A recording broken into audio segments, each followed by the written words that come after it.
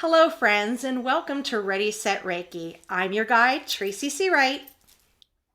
And I am your co-guide, Millie Pampina. Thank you so much for joining us for this episode. Today, we're very excited to introduce our first guest for our second podcast, Victoria Zaitz. Victoria she is all about intuition, empowerment, and awakening. She's a spiritual psychologist, medium, healer, exorcist, and awakening coach. She's also probably one of the most experienced Reiki individuals I have met throughout my journey. And I frequently look to Victoria for her guidance, input, and her knowledge and wisdom on all subjects Reiki. Victoria has a long history with why she gravitated to these I guess career choices and life choices. She began at a very early age, beginning with poetry and visual art, then shifted into a nonprofit career. She worked for labor rights, women's shelters, and a crime victim assistance agency. And as a service learning director, a collegiate assistant for international affairs, and spent 2 years volunteering for AmeriCorps. She became an activist for LGBTQ rights and feminism at the University of Pittsburgh, where she received a BA in English writing. She has also completed her master's degree in human rights and women's study at Chatham College. Victoria, I know that you have come by this very early in life. So why don't you give us a little bit more background on yourself and, where you're heading, why you're in this, and what, brings you to us today. Okay. Well, I do a lot of things in the spiritual realm, a wide variety of different things. So, as you mentioned, I do energy work. So, that would be shamanic healing, Reiki, many different things that I've incorporated into my practice. And I also teach Reiki with the person who taught me, which is a really fun experience. And then I also do intuitive work with people. So, I'm a psychic and a medium, but I also have my master's in transpersonal psychology. So I incorporate, the woo-woo with the psychological. I tend to get a little bit deeper, than just, I'm not a fortune teller. I'm really here to dig deep with people and to help them recognize their patterns and to really understand, their purpose and what they're here for. And then I also help people to be more intuitive. So I have students for that. And I teach a wide variety of classes. I've taught over 50 classes at this point on various spiritual topics. I've taught in Lilydale. But yeah, it all started, with a vision that I had when I was 5 years old of the Mother Mary. So I grew up Roman Catholic, and I did not know that she was the Virgin Mary, though. I mean, I did, like, she didn't tell me that, but I recognized her immediately, from my upbringing. And she told me that I was here to help other people, and that, it was potentially a difficult journey, as, healers' journeys often are, but that I really shouldn't give up, and that I should, really keep pushing forward and helping as many people as I can is really my goal. So I knew at an early age I was always, extremely spiritual. Um, I kind of dissed, Christianity at first because I went to Catholic school for 12 years, and I had to question, I was a little kid who questioned all the nuns about what they were telling me, and I didn't necessarily believe it all. But then from there, I went to get involved with Eastern spirituality, Buddhism, and then I got into Wicca and witchcraft for a while. And then I got into yoga and Hinduism for a while. So I'm really this interesting amalgamation of many different faiths. I think that they all lead to the same place. So I really incorporate a lot of that into my work and into my own personal spiritual practice. Fantastic. I know you're very passionate about guided meditation, and you draw from multiple spiritual traditions and training. So I really appreciate you sharing that. That's one of the things that I was drawn to in your trainings, and currently working with you also under your mediumship program. So I experience it firsthand. So I completely understand the personal passion you put into these and the level of experience you have. You have a good um, expertise with soul connections, Kundalini and spiritual awakening, and also paranormal experiences, investigations, mentoring and, psychic development and narcissistic abuse recovery, which is greatly appreciated because I find that, that was one of the traumas in my life that I needed to reduce and release in order to move forward. And it's been highly appreciated that, your trauma-informed therapeutic techniques with meditative stress relief and past life therapy have been extremely beneficial to myself. And one of the questions, though, because we are Ready Set Reiki, is, when did Reiki come into this and come into your life? And, why Reiki and how it enhanced or uplifted what you do? Hmm. So I was already really involved with developing my intuition. This was in my 20s, so probably about, 15 years ago or more. Um, and I basically really wanted to expand what I was doing. I saw an intuitive person myself who told me basically that I was going to be doing intuitive work, teaching, and healing work, and those were kind of like the three pillars. And I was kind of like, what? No, I'm just going to do this intuitive work. And I have a Gemini ascendant, so I am a girl of many passions.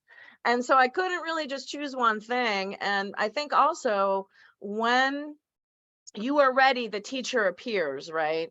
So I happened to get introduced to the person who taught me Reiki because we were all running in the same circles. And he really impressed me with his passion for it. He's been doing it for over 40 years. He's been doing transcendental meditation for just as long. And he really inspired me to get into healing. And he offered to teach me himself. And he taught me all three levels and beyond. And I went in there to his Reiki shares every Friday for many, many years. And, we became friends, and now we're teaching Reiki together. So that's how it happened. I think it's important that everybody have somebody who's kind of like beyond where they're at spiritually in order to help them to progress further. And he definitely is one of those people. He's one of the most enlightened people that I've ever met. We don't really meet so many people who are just so dedicated to spirit. And he is, it just kind of radiates off of him. And so that's what happened. And he just kind of dragged me into it. And I'm really glad that he did. I think it was, life changing for me to really feel that spiritual connection with the divine and be able to channel that through me was, life changing. And I think the initiations that he gave me, that's kind of how I see them, as the levels of Reiki, as kind of like an initiations further into your own journey. And the attunements, really opened me up more. And that was around the time that my spiritual awakening started as well. So it all kind of went together. Fantastic. And I've met the individual you speak of with you, and I have to agree. I find him fascinating and hoping to see him again someday soon Yeah, we'll here. have him on too. Yeah, that would be, I personally would love that. So, Tracy, On board. buckle up. Buckle up. All right, I'm ready. Buckle up. So honestly, though, he's committed and he knows what he's talking about, and he's a very interesting and outgoing individual. So that's fantastic. So, one of the questions that Tracy asked me, and I like to bring forward because I find it not challenging, but it makes me work in different ways, a little bit harder sometimes, is what do you find is the common perception of Reiki?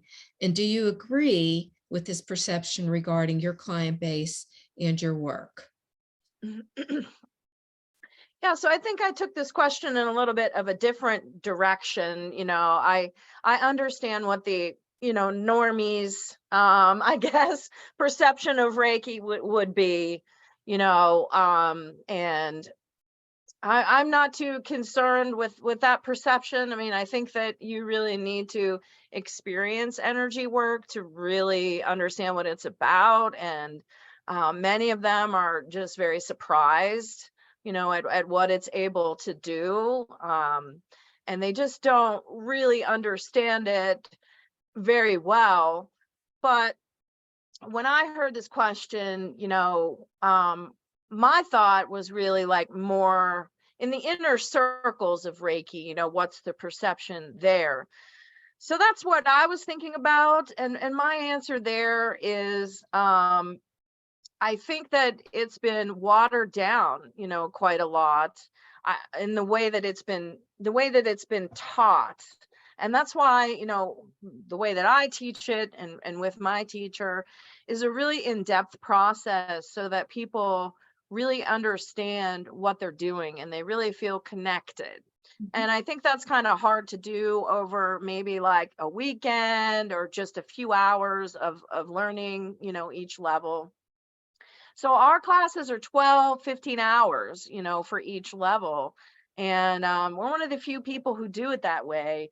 And the reason is because if you're just kind of learning it as a hobby, and you're not practicing, you're not really in there with it, it tends to get watered down. So plenty of people have come to me and said, they've had energy work sessions from people who maybe just aren't really quite as dedicated to it, or just weren't really taught properly. And so when you try to do energy work, it might not be as effective. I think every good energy work practitioner should have their own spiritual practice. They should be meditating, they should be in touch with spirit as much as possible. So we do teach that too.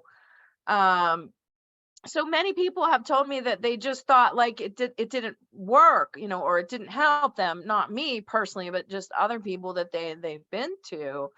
And I think that's because it's been watered down, unfortunately. So people might think that it doesn't work when it really does, work when the practitioner has surrendered to this process and really allow themselves to be the channel instead of it becoming an ego-based thing, where they think it's they're doing the healing. I think a lot of healers kind of in the back of their minds still think that. And that throws everything off track. You have to leave your ego at the door when we're doing this kind of work. And you have to really, you have to really want to be of service, and you have to believe in your connection to the divine, and that energy is going to come forward, through you. And so I think it's a matter of dedication, that people have to it. And if you go to people who are dedicated, you're going to see results. Not always the results that we expect to see, but it's, what's best for the person is going to happen. Fantastic. So with that in mind, what does your client base look like, and what are the goals or intentions that you do and can work with? So like the rest of the world, unfortunately, I think most of my clients are women.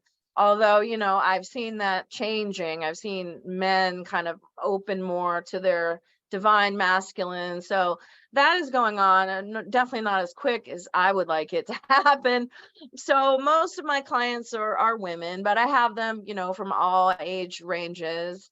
And we absolutely work on any intention that they have. I think the most common things that people come to see me about is to just stress relief, and just to be able to relax and be still for a half an hour or an hour is a lot for some people, but very necessary thing. So they come for that. They come for releasing negativity. There's a lot of emotional release that happens on the table. It helps people to get things out that they've been holding on to. There's if they have specific health, I work with that. If there's emotional, mental types of stress, we work with that. We work on balancing the chakra system, pretty much everything. And any intention that you have, you can bring to Reiki, as long as you have a nice wide intention that allows for other things to occur. I don't think that we should be trying to say that someone comes to me with cancer, that they're going to be healed from cancer. Sometimes healing is not a cure, it's a mindset, or a shift in the way that you see things. So healing can happen in a lot of different ways. Okay. Agreed. And along with some of this discussion, we have, common perceptions, and, you certainly have touched on many. There's also misperceptions, which you've begun to talk about and we're exploring. Have you had to limit any particular area of your services or push back yourself to find ways to educate others? hmm Yeah, that's not really in my personality, as you can probably tell. I am 100% who I am out there. I've got no problems with it.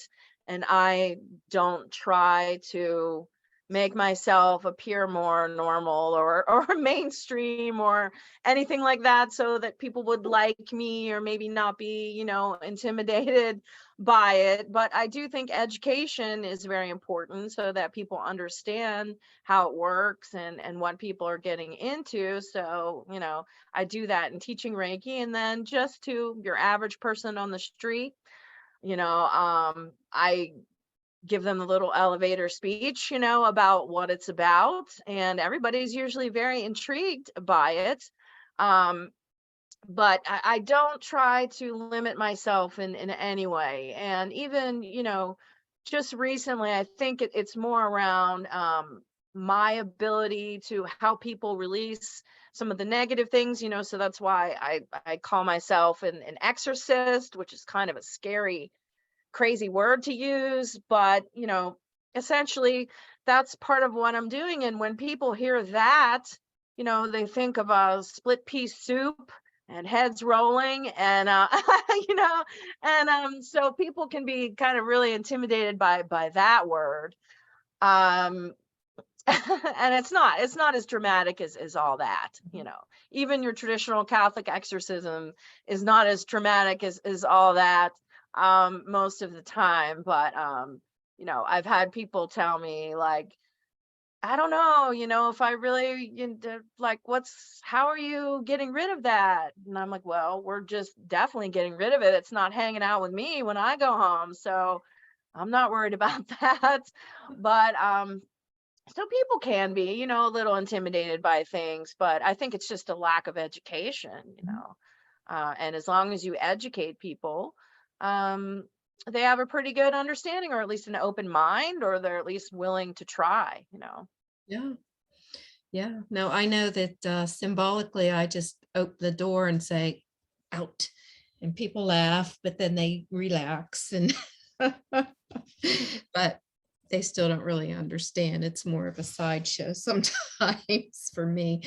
But I do understand. And what other tools This is one of my favorite questions, because this is when I find that people really come along and they're kind of looking for answers with this. What other tools do you use in your practice that you find helpful? And I noted here oils, crystals, sound, divination, being cards, pendulums, or however you look at it, candles, herbs. Mhm.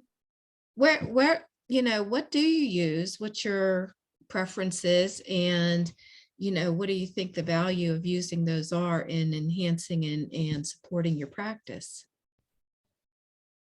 Right. So most of my, energy healing work is very sort of shamanic, but it's also, very intuitive. So it depends on what I'm guided to use. I'm not a big crystal person. I do have a nice collection, but I don't feel drawn to use them quite so much. I use essential oils pretty much on every session. I have a couple cases of them. And I feel, that's really working with plant medicine. People don't think about it like that, but that's actually what it is distilled, plants. So calling in that plant medicine to help in a little bit of aromatherapy, I think can really not only help people to relax, but each plant has its own specific uses and help in different chakras and areas of the body. So I really enjoy using that. So it's almost like a very sensual experience. And then of course there's a lot of smoke going on, especially if you need to clear things out. So, I'm using sage, Palo Santo, um, kind of a spray, like holy water smudge spray that that I make myself. I burn different herbs, depending on, what kind of level of cleansing we need. And a lot of times the deeper cleansing, that stuff doesn't smell too great. It's kind of like, well, if the negative spirits don't like it, the person on the table probably isn't going to like it either. But we use some of that too to cleanse. So I'm big on cleansing. um I'd say those are probably the biggest tools that I use. I mean, I definitely look at the music I'm using. So, the different hertz, maybe, the frequency of the music, I think plays into it a lot, helping people to get to the right state of mind. Um, I use like a shaman's rattle, sometimes if I want to shake things up. But normally it's I don't use a lot of instruments or anything like that. So that's just what I've been guided to use, but everybody's different. Absolutely. So, moving forward on that, um, you've had a long and well-informed and, you know, uh, career that you've been, passing these blessings on to others for some time. So what do you wish your younger self knew about your current profession? If you had Yeah, to, I love this think about question that. because I know there's so many young people and I'm only getting older day by day. So, I got to pass all this wisdom down. That's how I'm starting to feel like now I'm entering my crone phase, and it may not look like it, but I am getting up there. And so, I think about this a lot, and I love seeing younger people really getting into this and trying to move forward and make a career out of it. But I think there's a lot of misconceptions about that. People think that if you are meant to be doing this work, that it's automatically just going to kick in for you, and now we're going to be making like six figures doing Reiki. And it doesn't really work like that. It takes a while to really get a business up and running to the point where it's going to be sustainable, for you. It takes about 5 years, really. Um, so it's going to take time, and you have to spend that time um, to expand it, and you have to have a business mind too, I think, to be successful. You have to be an entrepreneur with it, and there's a lot of work that goes into it behind the scenes, not just the actual spiritual work that you are called to be doing. So there's a lot involved with it. I think people get kind of discouraged, putting in maybe a couple of years, and then they're just, maybe it's not really taking off. And that could be because a lot of people in the spiritual community just don't, know how to do those things. So I think in the future, I'll definitely be doing some type of mystery school, that kind of goes into basically everything about how to do this, the practical things, but also, the knowledge that you need to have to be doing this. Another thing that I thought about was the potential for burnout, and how much you really need to take care of yourself if you are helping other people. It needs to be a daily thing. So it took me a long time, especially during my spiritual awakening, when I was very much kind of like up in the upper chakras. I wasn't the most grounded person. I didn't even really think about taking care of my body, and I was just spiritually oriented. And so I had to really, I have a whole routine now. So I have daily meditation, exercise every day, energy cleansing every day. And that really just keeps me being able to do this at the level that you need to do it, when it's your job. So we take on a lot, as empaths, and most healers are empaths and just very sensitive people. We're literally taking that negativity in and transmuting it, through us. And we have to not hold on to that. And we have to know when we need a break, when we need to take care of ourselves, to put ourselves first. And there's always people, knocking on your door wanting help from you, and you need to know when to say no sometimes, and when to really tune back into yourself. It's from that self-love and self-healing is where you're able to really be the best at this. So Mhm. that's what I would tell people who are younger. Okay, great. Thank you so much. That really is also applicable to those of us who are older and newer to the industry. So we really appreciate your insight there. And also thinking back and some of the things you've already brought forward on this, what's something everybody in your industry should stop or start doing? What's your thoughts on that? Okay. Everybody who wants to do spiritual work should be doing work on themselves. They should be looking at the shadow side, of themselves. They should be, looking at their ego. They should be in some type of therapy. They should be looking at their own flaws. Um, I think that we're our own little guinea pigs when it comes to understanding how healing works. And, in order to not make it an ego thing, or to not make it something that's not going to be as effective, you really need to do that work on yourself. So I'd recommend that everybody really make themselves a priority, um, in order to be helping and healing other people. And people in the industry should stop making it about them. If everybody just focused on actually being a good person and treating people with kindness and compassion, wherever they find it, wherever the opportunity arises for them to do so, then that's going to make them a better healer. But just kind of thinking about it in an ego way is going to make you a distracted healer. So people need to focus more on their own spiritual path, and mastering their own lessons, I think, and really taking a look at themselves, because sometimes the spiritual community is not so spiritual and not so much of a community. It turns into a negativity a lot of times, because people aren't doing their work on themselves, or shadow work and things like that. So I think that that's really important. It's not all about love and light. It's about going into your own darkness and pulling out the wisdom and the gems. And you need to be able to do that, I think, to be authentic as a healer. Mhm. Very profound. And thank you.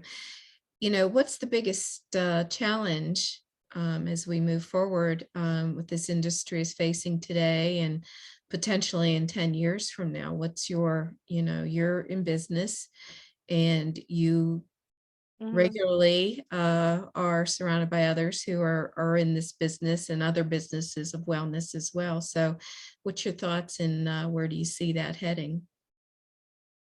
Yeah, so I thought about this in terms of Reiki, and somebody had told me a few years ago that there was a movement to regulate Reiki in the same way that massage therapy is regulated, because a lot of times Reiki is taught, in massage schools, and that's where people learn it.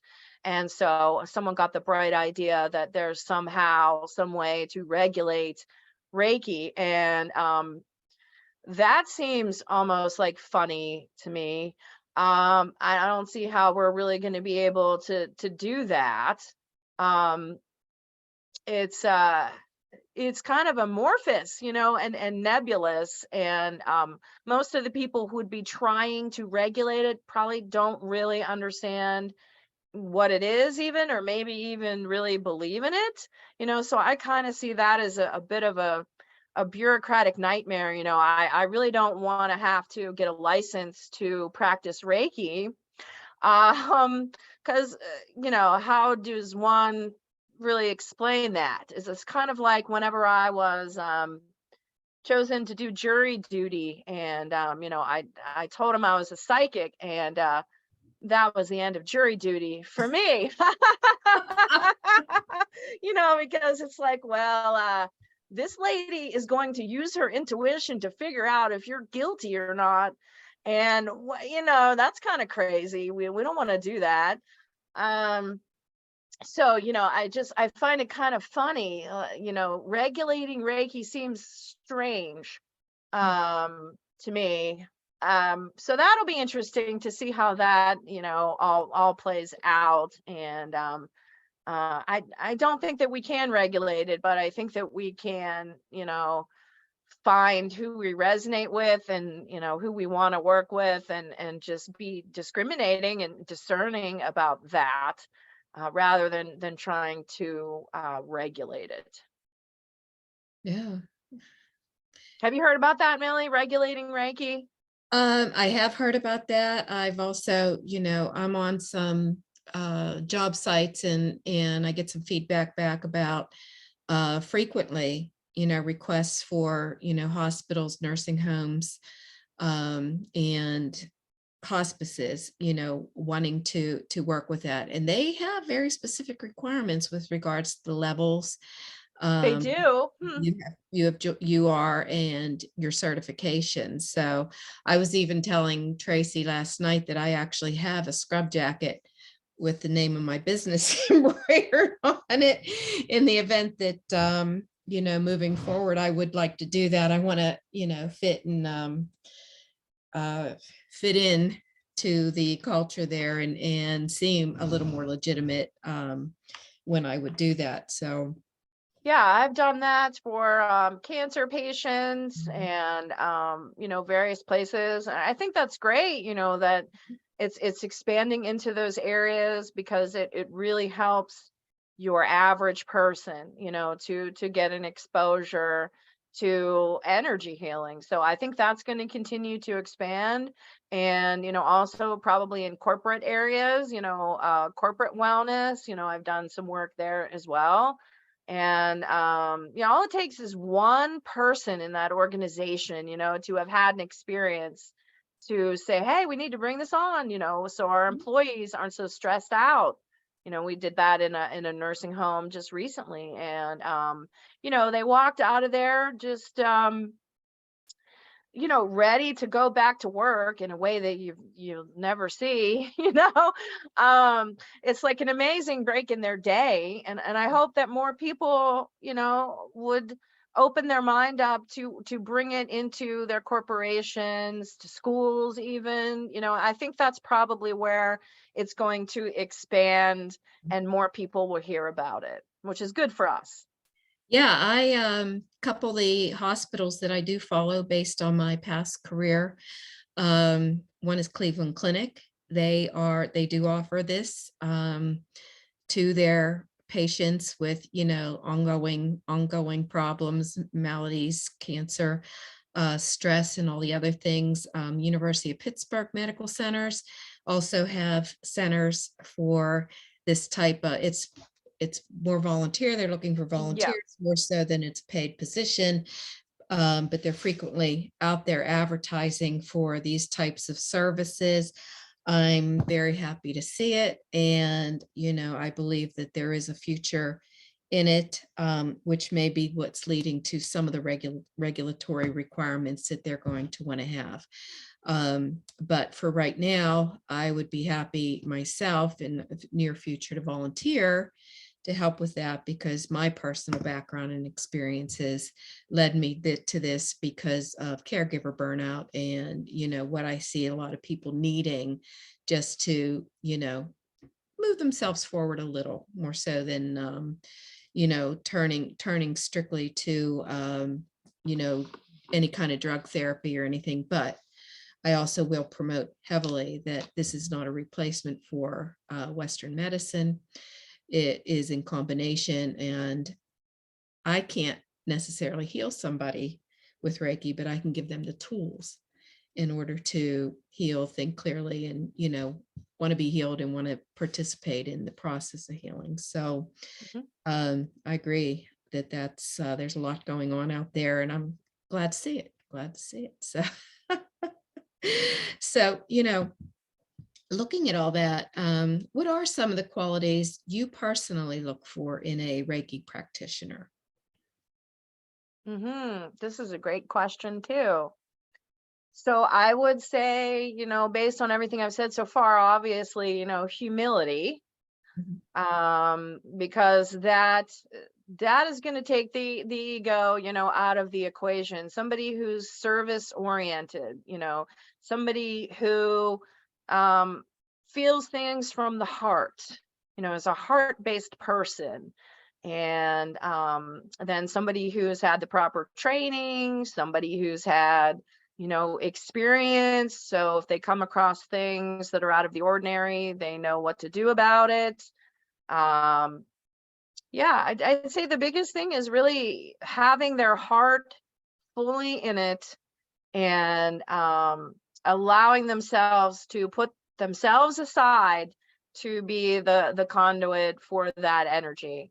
And then, of course, just how it feels, right? The proof is in the pudding, and the results and how it feels. So people should never go to anybody that makes them uncomfortable in any way, whether they are charging exorbitant fees, whether they are, I mean, I've even had um people, I hear about people who've been abused, on the Reiki table, being touched inappropriately and things like that, which is just horrendous. I mean, what a betrayal of trust, that the client is giving you. So there's all kinds of people out there doing this, and you just need to be discerning and find the right one that resonates with you. So have some discernment, look into their background, get recommendations from other people before you go in there. Okay, great. Thank you. That's really great advice. Um, and also, a lot of folks are out there interested in the field, interested in advancing in the field, improving what they do, what they bring to themselves and others, and starting businesses. So with respect to that, what training and books do you recommend um, for them so they can, continue to move forward? So I recommend that you do not do an online Reiki training. Please do not do that, because I think the Reiki training, it needs to be in depth. It needs to be not rushed. The attunements need to be delivered, in person, because that's how it's happened since the beginning of the lineage. My teachers, probably seventh or eighth in line from the original, lineage. And so, we do things very intuitively and open-mindedly, but at the same time, we like to stick to the tradition of, hands-on attunements that deliver that the energy of that lineage hands-on. And so that you have the in-person hands-on experience of energy work. I think that that's really essential, even though we all do distance work, and I'm not knocking that at all. It can work and be very powerful, but I think when you're learning, Mhm. you really need to have teachers there to help you. And so yeah, you want an in-depth type of training, with people who are experienced, and you want to have a lot of practice. But I think practice is most important than any book you could ever read, because when we're reading books, we're in our head, and we're trying to, we think it's all about techniques, and, where's my hands going to go? And, it's not. It's not. It's about opening up your heart. That is the biggest thing. Mhm. So, practice, meditation, all that stuff I think is better than a book. Mhm. So, I've got a lot of Reiki books that I've read, and, there's just kind of like, so what to me at this point, because it's just a book. Like, you need to put this into practice. You need to know how energy works and how it feels, and, and how your own intuition works with it. And you can't get that out of a book. You just can't. So make sure you have a good teacher, practice, practice, practice, and dedicate yourself to it. Okay. Casual practice yields casual results. That's what my teacher says to me, and I fully believe it. Yeah, I think that's the key. Love that statement because it's on point. And yeah, we find, I know that Tracy and myself have found a few times that some books have been confusing and, either, uh, from a personal point of view. So, we'd have to go deeper and deeper and deeper into, and get more answers to resolve some questions that we would have. I would have, she would have. So that's really a good, good recommendation from somebody with a lot of experience and a lot of exposure and following. So as I get to the end of my questions, the one thing I'm going to be turning it back over to Tracy because she's gathered some questions from our audience prior to this. Um, where can somebody find you if they're interested in a session or training? I know myself, I know where to find you. I'll see you this Friday. I'm so looking Mhm. forward to the to the Reiki training that you're going to be holding on things that basically you didn't know, or tips and techniques for advancing yourself in your own practice. But where can they find you and make contact with you if they're interested in either the sessions or the training or both? Well, we are in the age of social media, so as much as it is not my favorite thing, that's where I put everything. So Facebook, Instagram. I even started to do TikTok videos, and I'll probably do, a lot more videos in the future. But I'd say social media is probably the best place to get updates about me and what I'm doing. You can go to my website, Victoria Zaitz, ZAITZ.com. And that's the best place. Yeah, well, thank you. And we also have you linked in on the Ready Set Reiki website, so they could also go there and click on that to get further direction on how to contact you. So thank you so much. Those are the questions that I had, and I really appreciate you taking your time. I know I want to turn this back to Tracy now because she is going to be more involved in some of this interactive part. So Tracy, if you're ready, please go ahead and take it. I am ready, set Reiki. Thank you, Victoria, for answering those questions. So, I put some information up on Facebook, our webpage, and asked people to reach out for some questions, and we had quite a lot of response. You are very popular, Victoria. So, Mhm. one of the questions that someone had asked was, you have a very impressive bio here, but what would you consider your superpower? Oh, wow. Um, you know what? I think empathy is anyone's greatest superpower, including mine. Mhm. Because it really helps me to be able to empathically, I'm feeling what other people are feeling, and especially in energy work, someone could have an injury on their knee and I go there and I feel my knee hurts. You know how that goes. So I think that helps to really understand what people are going through and to really know how to help them best, intuitively speaking. So I think if everyone worked on developing their empathy, the world would be a much better place. And I think that is the best superpower that anybody could have, even above and beyond any of my other abilities. Those are all, God given, but anyone can develop them, and it all comes from the heart. Perfect. Another question from one of our wonderful audience followers is, what is the one item that you always carry on you, or a piece that you carry with you, either all the time or when you're doing your line of work? I love that question too. So I actually have a necklace that I wear quite a lot when I do energy work. So it's kind of like different talismans, right? So, and this involves all of the energies that I work with, that I'm calling in to do the energy work, because it's not me doing it, right? So I have a connection with Mother Mary. So I have like a Fatima, pendant, and pendants of her. I have my spirit animals on there. So I have a white tiger pendant. Um I have a Benedictine medal. So that is something that exorcists wear when they do cleansing work. So it's kind of like a combination of Christian mysticism, shamanism, saints. I work with all of those energies. So as a form of protection and also as a way of invoking them, I'll often wear that necklace. So I think that can be very powerful to put something on your person, reminds you of the energies that you have with you. Mhm. Perfect. And you know what? As you're talking, right next to your picture as you're on display, I have Mother Mary. She's been right next to you.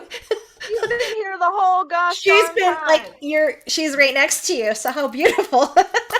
I love it. I love it. Synchronicities. Absolutely.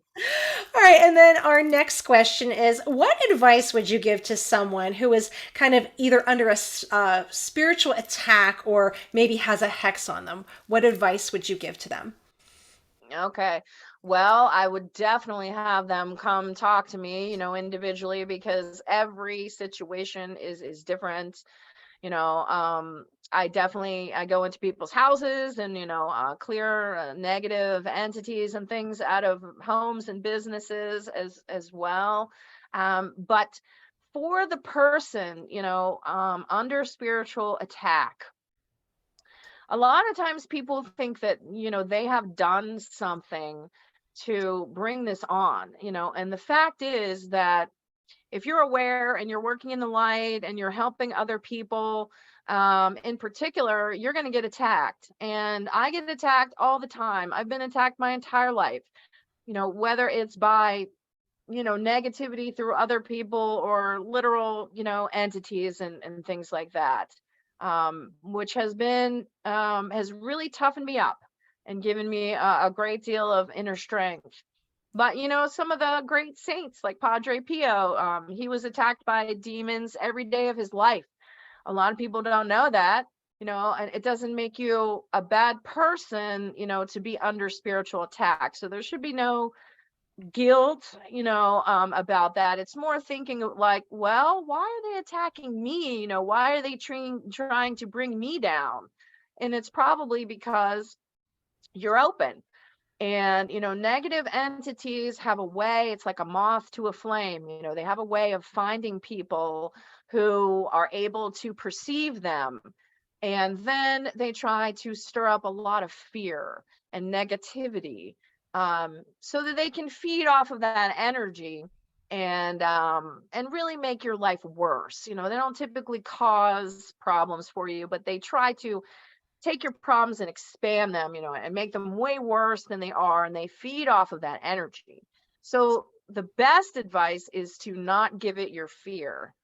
And that's way easier said than done, but we have to recognize that calling on our higher power, that gets rid of the situation. In a lot of cases, evil and negativity is never as powerful as good and as love and as God is powerful.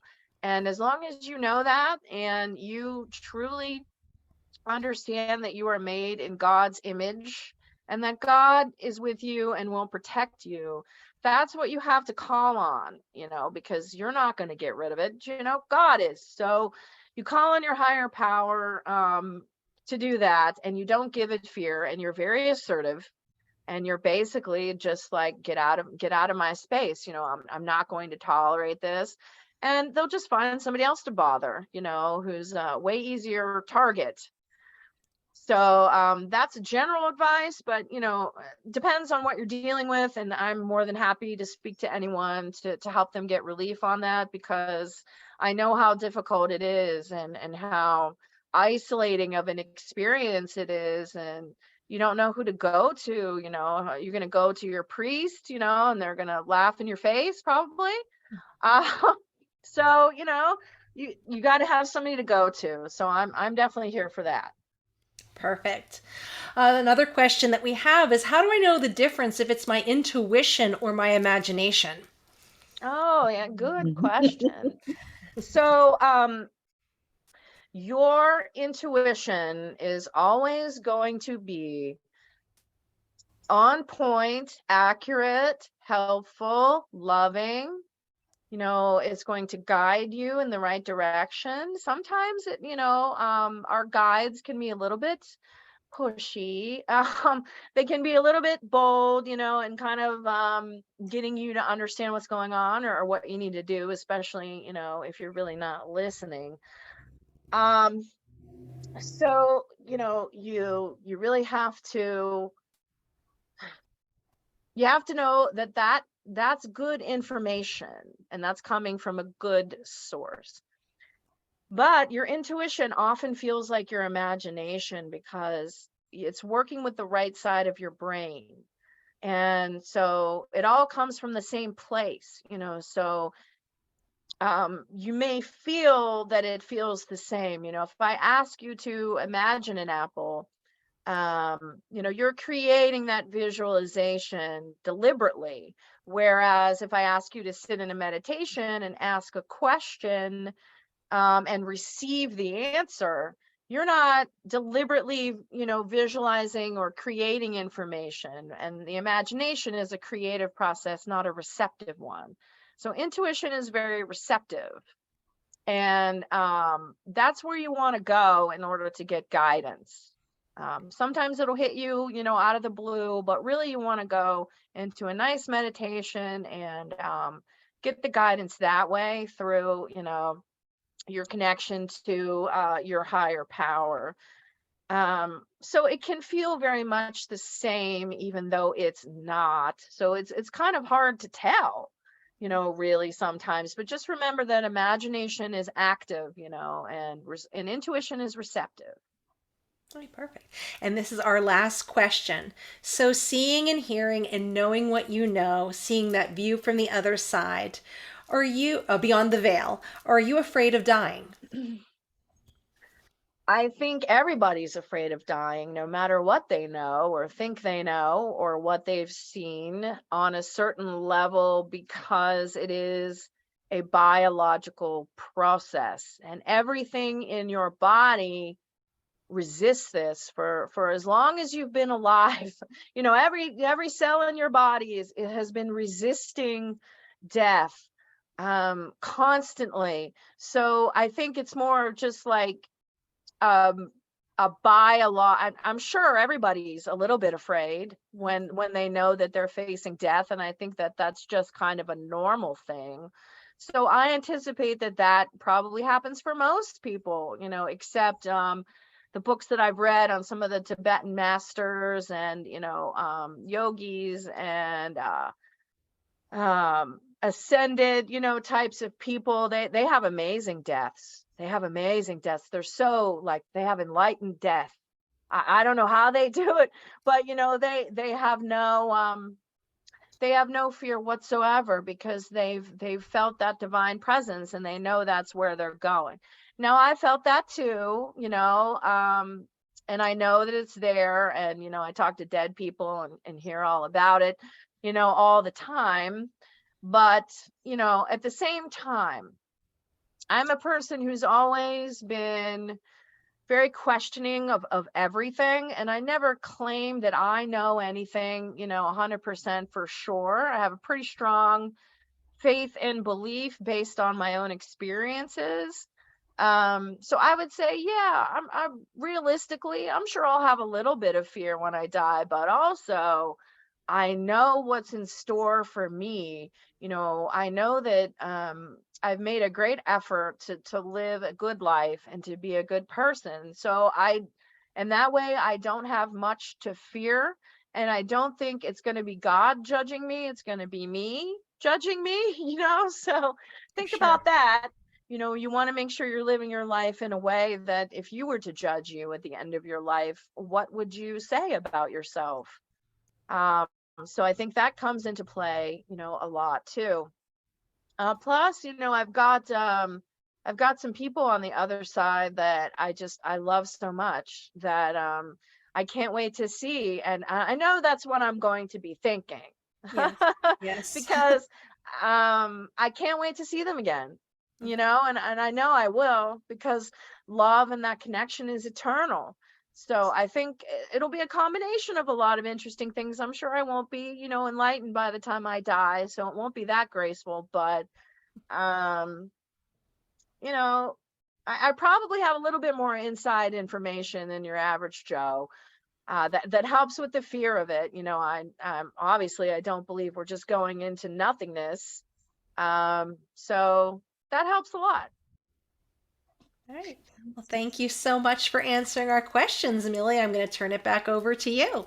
Okay, and Victoria, thank you so much, and please feel free to stick around with us while we do our meditation.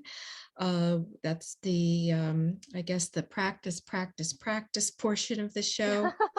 There you go. Yes, yes, but I must actually go. So I hope that your meditation goes very well. Enjoy, everyone. It's the perfect thing you Thank can you. do. So I will Thank see you you. guys later. Thank you Take so care. much. Bye now. Bye. Okay, so before I get into the meditation, folks, I just want to let you know that we are adding a new um, premium to our podcast.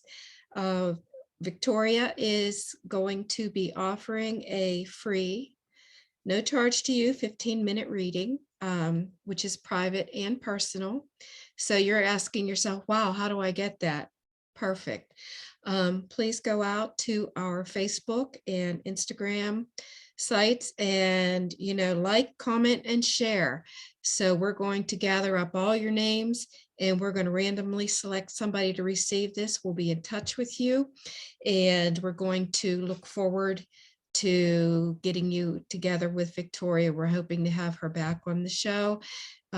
She's generated a lot of popular questions and interest. Also, all of these meditations, if they're not, they will be link. You can link to them on the resources on my website. So calmandnaturale.com. And, you know, if you can't hang around with us now, but please do if you can. So one of the things I wanted to make sure I was bringing to us is, you know, again, one of the best things you can do with all of these modalities is the meditation.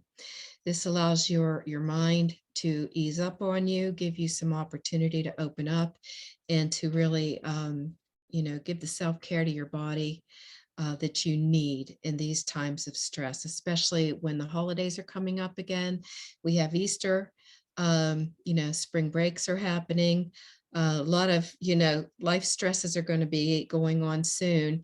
And, between work and children and community activities and everything that you're involved in, you may be feeling that pressure. And I don't want to say a little overwhelmed. You feel a lot overwhelmed. So we want to make sure that we're offering you some help, support, and guidance to go ahead and, take care of yourself.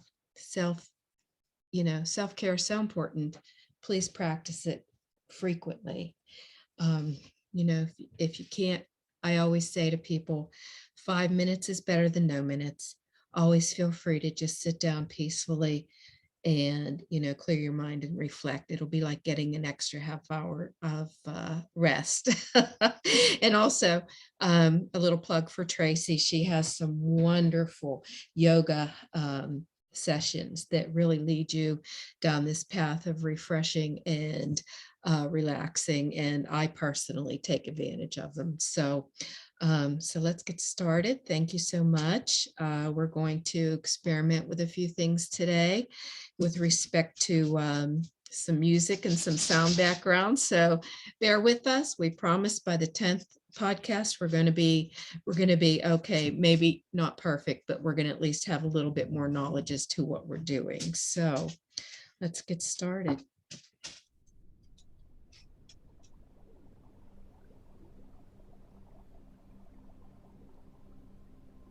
Again, thank you for joining us. Right now, we're all going to go together on a mini vacation and using our deep inner stillness. Please take a moment and find yourself a quiet place to sit. Silence your phone and dim the lights. This is your time, a time for total relaxation and inner stillness.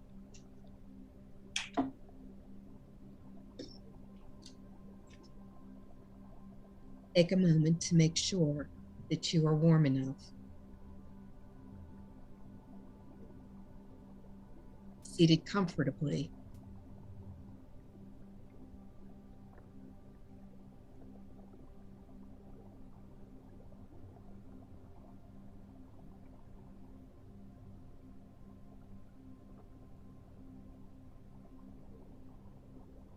Rest your hands loosely in your lap or by your side and close your eyes.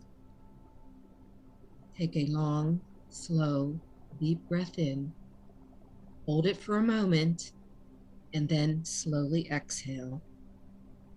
Following any tension, allow this to melt away as you gradually relax more and more and more deeply with each breath. Take another long, slow, deep breath in. Hold it, and then exhale. Empty your lungs completely when you breathe out. Take a third deep breath in. Take your time. Hold it for a moment, and then let it go. Already, you are beginning to drift into a state of deep relaxation. Continue to breathe slowly and gently. Just relax. Now bring your awareness to the top of your head. Sense or imagine a feeling of relaxation beginning to spread down from the top of your scalp.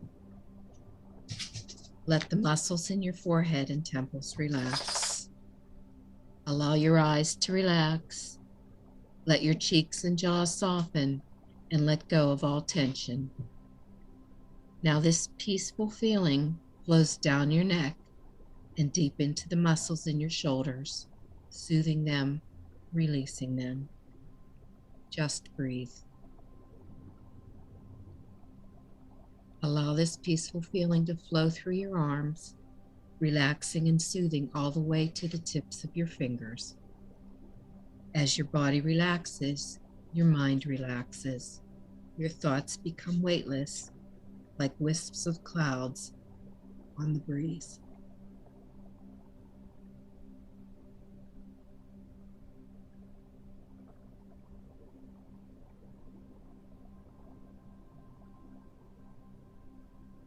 Now the peaceful sensation flows through your chest and your stomach.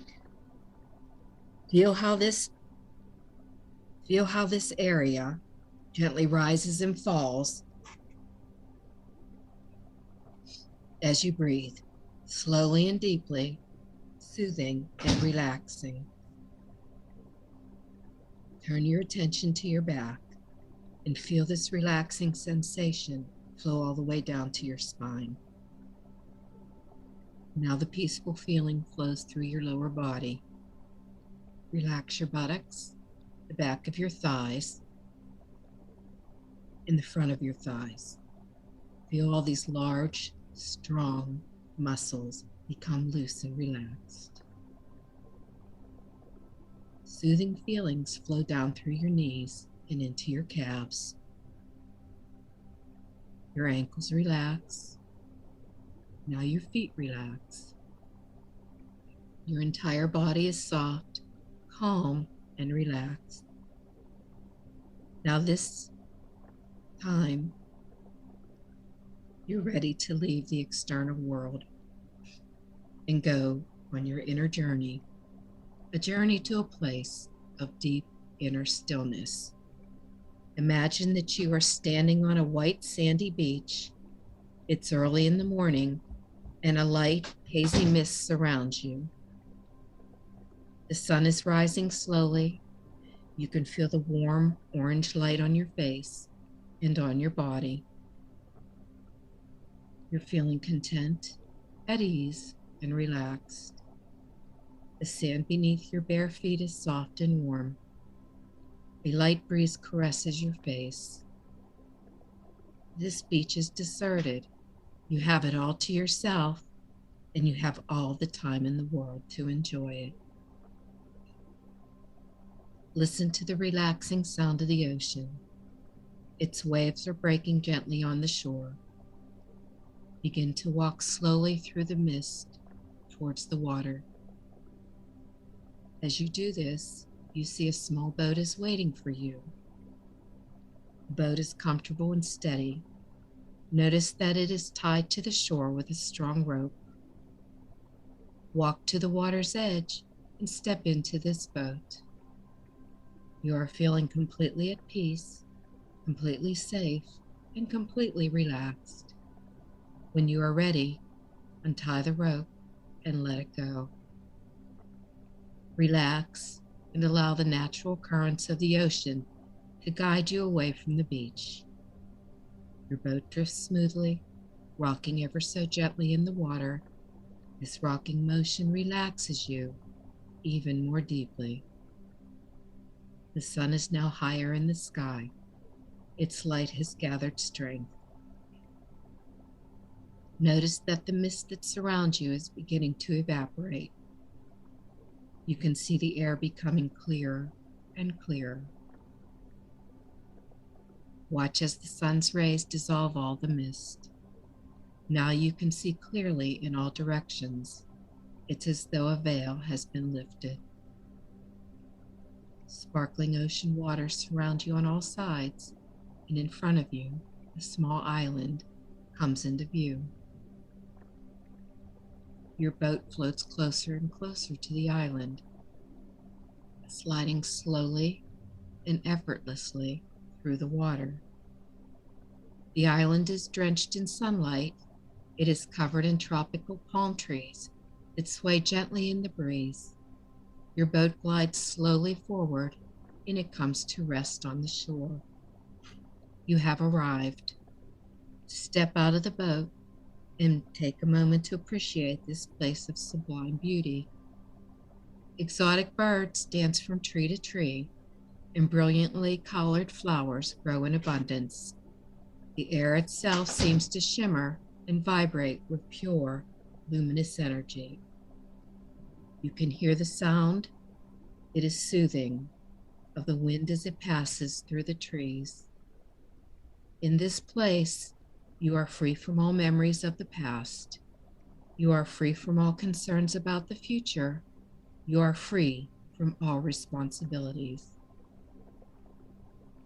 This is a place of total peace, and it is all yours. You notice an opening between the palm trees. In the center of this opening, there is a narrow path that leads deep into a rich green forest. Begin your journey into the heart of this forest. Follow the path as it meanders between columns of ancient trees. This forest seems familiar to you, like the memory of a pleasant dream or a place you visited as a child. Walk deeper into this forest.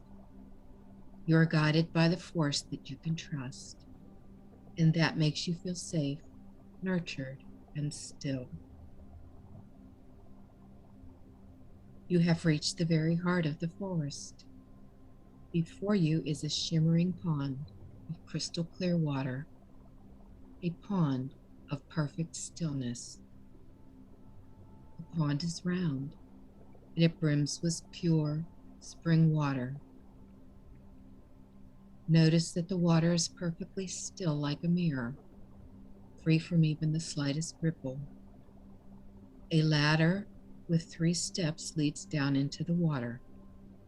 You decide to bathe in this magical pond, and you undress. As you take the first step down into the pond, you notice that the wind has eased. All the trees have become motionless. As each moment passes, the world around you becomes more and more calm, and you yourself become more and more still. As you lower yourself onto the second step, all the birds in the forest become quiet. Their silence is deep and reverent. Now, lower yourself onto the third and final step and glide into the water. Feel yourself sliding into a deep state of relaxation. In this pond, your thoughts simply melt away. All is still and silent. The only sound that remains is the sound of waves far off in the distance. Your mind seems to expand. You feel timeless, vast, empty, relaxed. Oh, so very relaxed. For the next few minutes, enjoy this experience of solitude and inner silence. When thoughts arise, simply let them go and return your awareness to the sound of the waves.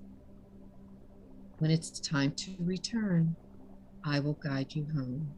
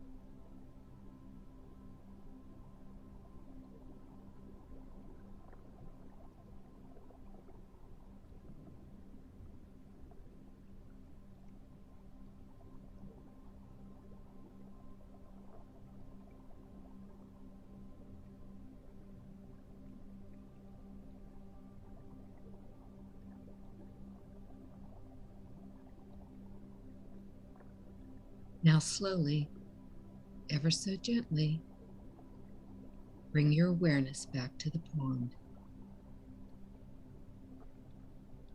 You are deeply relaxed and refreshed. Now it's time to make your way back home. Slowly begin to climb the ladder. As your foot touches the lowest rung, notice how wonderful your body feels. You feel light, clear, and happy.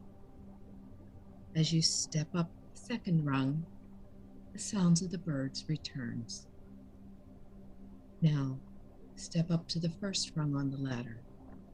As your foot touches the step, the breeze returns, and the trees begin to sway again.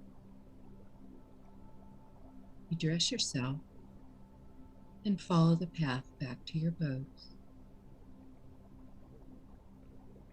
As you arrive back to the forest entrance, your boat is waiting for you, just where you left it. Walk to the water's edge and climb into the boat. You feel relaxed and secure. You know that your boat will bring you home again safely.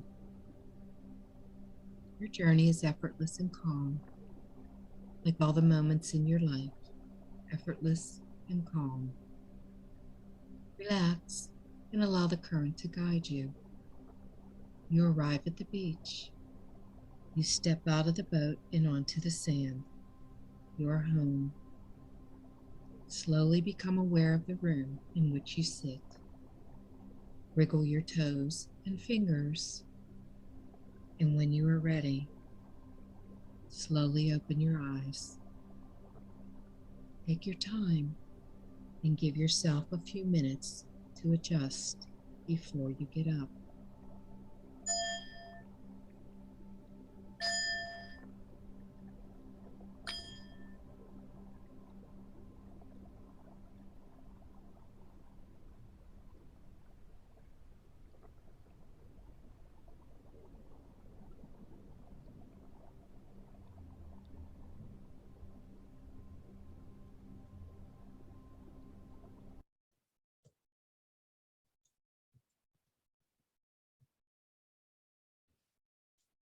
Welcome back.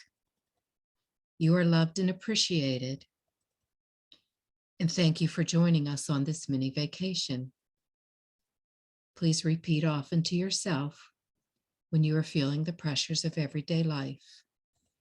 I am enough. I am loved and appreciated.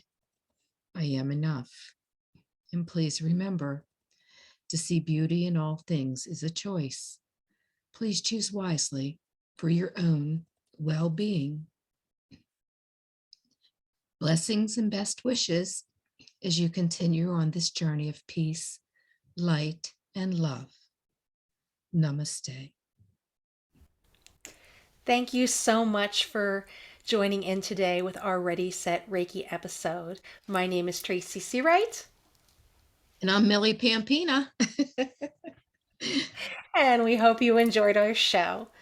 So next episode, Millie, who's going to be joining us? We are going to be joined by none other than Mia Racinko, both of our masters. She was our mentor masters for our teaching certificate and certification, and I'm very excited to have her here. So she's going to be bringing a lot to us. Please go on our website. We've updated information there daily, and her bio and contact information is available there.